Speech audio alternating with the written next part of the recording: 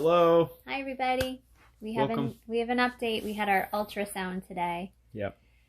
So I wanted to just start by talking about infertility trauma because it was real over the past week. This past week, it just sort of hit us. I had started spotting, and so we were pretty sure that this was it, that we were going to lose the pregnancy. The hours of Googling the same query, but 50 different ways. They never give you a clear answer. They Google don't. has no idea. It's either fine or you're miscarrying. And so this past week has been kind of a mix of crying and being angry and just feeling panicky. And just sort of shutting down and just wanting to pretend that I'm not pregnant anymore. And so it's been really, really difficult. And when we went to the clinic this morning for our ultrasound, we had pretty much convinced ourselves that this was, we were not going to get good news. So we got into the ultrasound room and crazy enough, the ultrasound tech was the same ultrasound tech that we had back in 2017 when we were sort of in the same place coming in for our first ultrasound.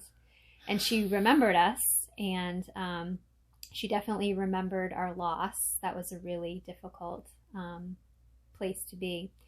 And so she was really hoping for good news for us. And so I didn't even really want to look at the screen. I was like, I can't see that again. I can't go through this again. So let's just kind of get this over with.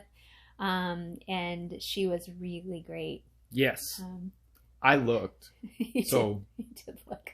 I didn't know what it was, but I looked, and she, within probably 5 seconds, she told us that we could relax, that it was good news.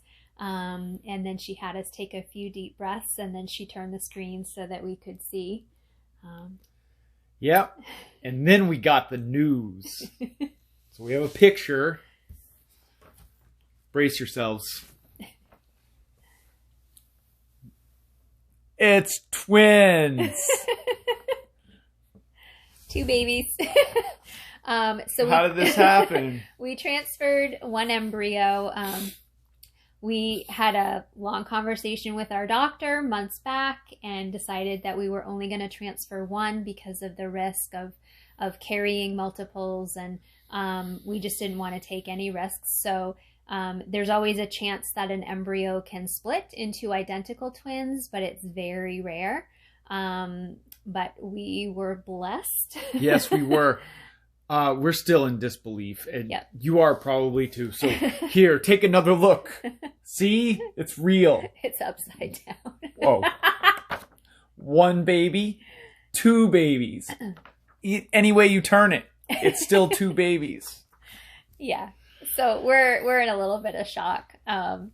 Apparently we're having identical twins. I'm never going to be able to tell them apart. Big fear. So we'll be reaching out to all of our parenting friends who have twins. Yep. We're a little overwhelmed. So next step is we are being transferred back to our OB's office. We've been with her for 6 or 7 years now, our whole journey. We will go to maternal fetal medicine, which is a higher risk clinic, and have an ultrasound at 10 weeks, which will look at whether it's mono or mono-di, basically meaning either the embryos are sharing one placenta and one sac, or if they each have their own little home.